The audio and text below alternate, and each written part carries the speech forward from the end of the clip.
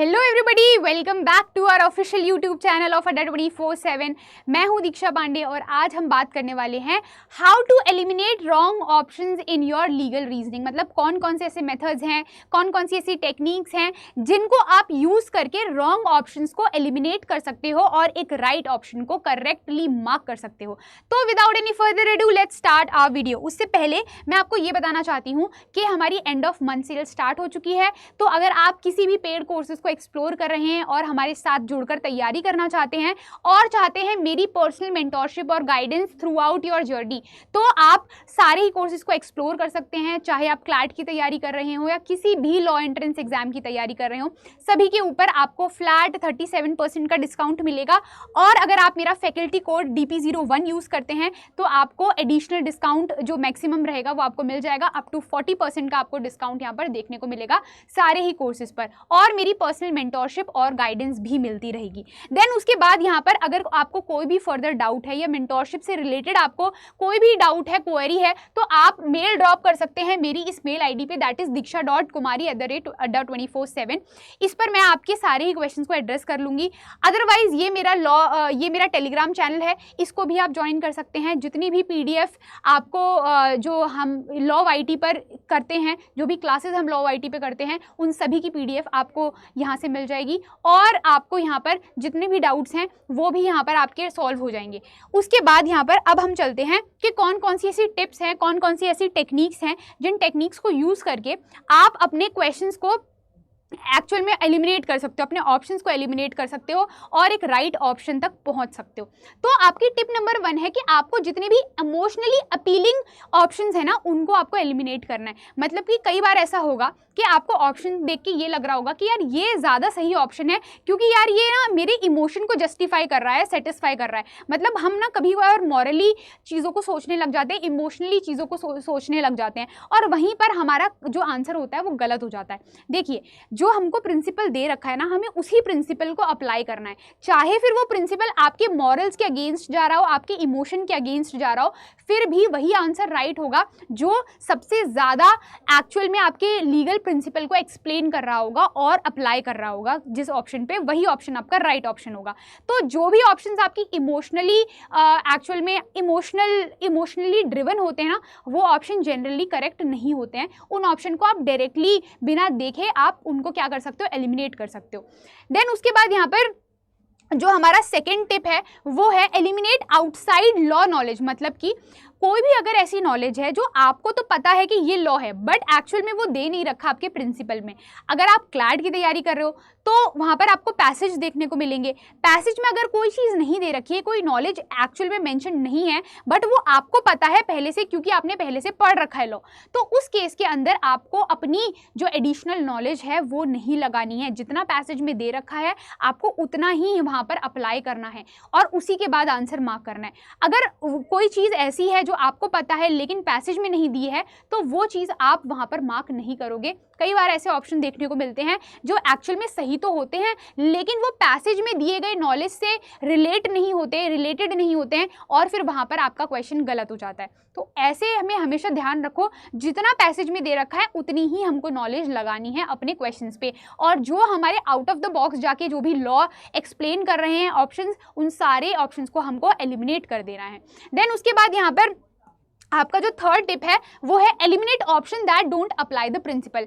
ऐसे कोई भी अगर ऑप्शन है जिसमें लीगल प्रिंसिपल ही अप्लाई नहीं हो रहा है, उनको तो आप डायरेक्टली ही हटा सकते हो, एलिमिनेट कर सकते हो। हमारे को यहाँ पर ये पूछा जाता है कि आप बेसिकली लीगल प्रिंसिपल से समझ क्या रहे हो और कैसे आप लीगल प्रिंसिपल को अप्लाई कर रहे हो। लेकिन अगर कोई ऐसा ऑप्शन है जो कि बहुत ही जेनरिक है और आपके प्रिंसिपल को एक्सप्लेन ही नहीं कर रहा है, वो मॉरल ग्राउंड्स पे, एथिकल ग्राउंड्स पर या फिर वो सोशल ग्राउंड्स पर ही बात कर रहा है, तो ऐसे ऑप्शन को आप डायरेक्टली एलिमिनेट कर दो।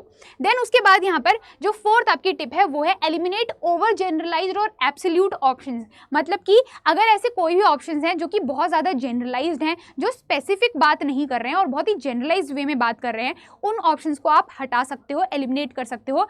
जैसे कि फॉर एग्जाम्पल इसकी ट्रिक है, जैसे अगर आपको किसी भी ऑप्शन में ऐसे वर्ड मिले जैसे कि like always, never, must, only, तो ऐसे जो वर्ड्स होते हैं ना वो स्टेटमेंट को बहुत ज़्यादा जनरल जनरलाइज कर देते हैं। तो आपको ये ध्यान रखना है कि अगर कोई ऑप्शन है जो कि चीज़ों को जनरलाइज कर रहा है ना कि स्पेसिफिक, तो ऐसे ऑप्शंस को आप एलिमिनेट कर सकते हो। देन उसके बाद फिर आपकी जो नेक्स्ट स्टेप है वो है eliminate morally right but legally wrong options. ठीक है, मतलब कि यहाँ पर अगर कोई ऐसा ऑप्शन होगा जो आपको लगता है कि ये मॉरली तो करेक्ट है लेकिन लीगली करेक्ट नहीं है, अगर आपको ऐसा लग रहा है कि यार लॉ ऐसा नहीं होना चाहिए था, मॉरल और एथिक्स के हिसाब से तो यही आंसर होना चाहिए था, यही चीज़ सही होनी चाहिए, यहाँ पर आप क्या हो रहे हो, इमोशनल हो रहे हो। तो आपको अपने इमोशन को थोड़ा कंट्रोल करना है, अपने एथिक्स को आपको अपने थोड़ा सा कंट्रोल में रखना है और वही आंसर टिक करना है जो कि लीगली एक्चुअल में करेक्ट हो। देखो, एथिकली करेक्ट हो सकती हैं चीज़ें, लेकिन अगर वो लीगली करेक्ट नहीं है और वो लॉ के अगेंस्ट में जा रही हैं, तो फिर वहाँ पर लॉ जो होगा ना उसको ज़्यादा हम वेटेज देंगे, ना कि अपने एथिक्स को। तो अपने एथिक्स को वहाँ पर थोड़ा साइड रखना है हमको, और लॉ क्या कह रहा है ना, हमें उस पर ध्यान देना है। लॉ भले ही कोई ऐसी चीज़ बोल रहा हो जो कि एक्चुअल में एथिक्स से मतलब मेल ही नहीं खाती है और आपके एथिक्स से एकदम अगेंस्ट में है, फिर भी उस लॉ को ही आपको अप्लाई करना है। तो इस बात का आप ध्यान रखें। चलिए इन सारे ही टिप्स को एक ना एग्जाम्पल से समझते हैं, ताकि आपको ये समझ में आ जाए कि आप कैसे ऑप्शंस को एलिमिनेट करो। तो ये हमारा एक एग्जाम्पल है। तो प्रिंसिपल क्या कह रहा है, any person who enters another persons property without permission is guilty of trespass. कोई भी पर्सन अगर दूसरे पर्सन की प्रॉपर्टी में बिना उसकी परमिशन के घुस रहा है तो उसको हम क्या कहेंगे, ट्रेसपास कहेंगे, और वो ट्रेसपास के लिए गिल्टी होगा। और यहाँ पर ये भी बोला है, even if the entry was for good cause the law does not recognise moral justification for unauthorised entry. मतलब कि अगर आपने गुड कॉज में भी कहीं पर ट्रेसपास किया है, किसी की प्रॉपर्टी में घुसे हो, भले आपकी इंटेंशन खराब नहीं थी, फिर भी यहाँ पर आप गिल्टी हो गए ट्रेसपास के लिए, क्योंकि जो लॉ है वो मॉरल जस्टिफिकेशन को रिकॉग्नाइज नहीं करता। ये है आपका प्रिंसिपल। अब आपको इस प्रिंसिपल को इस फैक्ट के ऊपर अप्लाई करना है। फैक्ट ये कह रहा है, an NGO worker Riya sees a child locked alone inside a neighbour's house and believes the child is in danger. Without permission, she jumped the wall and entered the premises to check on the child. The child turns out to be safe and just playing hide and seek. तो यहाँ पर आपको ये बताना है कि कौन सा ऑप्शन सबसे ज़्यादा वाइबल और सबसे ज़्यादा एक्यूरेट है। तो ऑप्शन ए जो है वो क्या कह रहा है, no because she acted out of genuine concern for the child safety and should be appreciated. देखो, हमें क्वेश्चन ये पूछा गया है कि क्या यहाँ पर जो रिया होगी वो लाइबल होगी, क्यों? क्योंकि उसने ट्रेसपास किया है, वो किसी और की प्रॉपर्टी में विदाउट परमिशन घुसी है। अब यहाँ पर हमें ये बताना है कि क्या वो ट्रेसपास के लिए लाइबल होगी। तो ए कह रहा है कि नहीं होगी, क्योंकि उसने जेन्युइन कंसर्न में एक्ट किया था और वो चाइल्ड की सेफ्टी के लिए एक्ट कर रही थी, इस वजह से उसको अप्रिशिएट किया जाना चाहिए। तो ये आंसर रॉन्ग इसलिए होगा, क्यों? क्योंकि ये आपके एक्चुअल में ना मॉरल्स पे और एथिक्स पे और यहाँ पर आपकी इमोशंस के ऊपर बेस्ड है। ठीक है, ये आपको लॉ नहीं बता रहा है, ये बेसिकली आपको इमोशनल कर रहा है कि क्योंकि उसने जेन्युइन कंसर्न में वो चीज़ की थी, बच्चे को बचाने के लिए की थी, इस वजह से उसको तो अप्रिसिएशन मिलना चाहिए। तो ये सारी ना, ये आपके इमोशंस हैं, ये आपके एथिक्स हैं, मॉरल्स हैं, बट इसके अंदर लॉ कहीं पर भी नहीं दे रखा है। इस वजह से ये जो ऑप्शन होगा आप उसको एलिमिनेट कर दोगे मॉरल ग्राउंड्स पे। देन उसके बाद हम सी को देखते हैं। सी क्या कह रहा है, no as social worker are always allowed to take such steps in emergency।